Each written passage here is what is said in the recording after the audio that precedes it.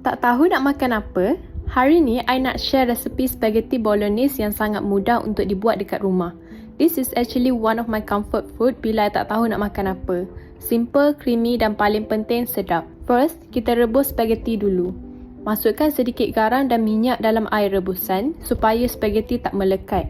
Bila spaghetti dah masak, angkat dan toastkan. Untuk sos bolognese pula, mula-mula tumiskan 2 ulas bawang putih dengan 2 biji bawang merah kecil sampai naik bau. Kemudian masukkan setengah biji bawang Holland. Masukkan daging cincang dan masak daging tu sampai betul-betul masak.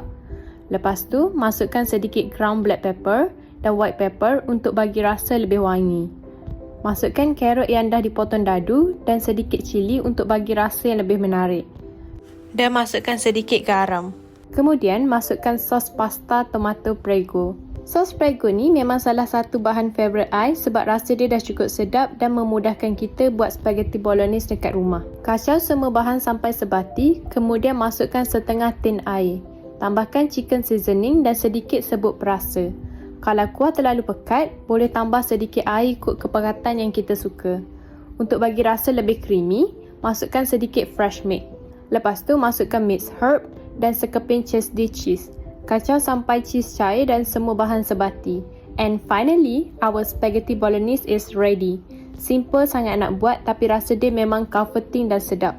Jangan lupa follow untuk lebih banyak resepi dari Cook with Adila series.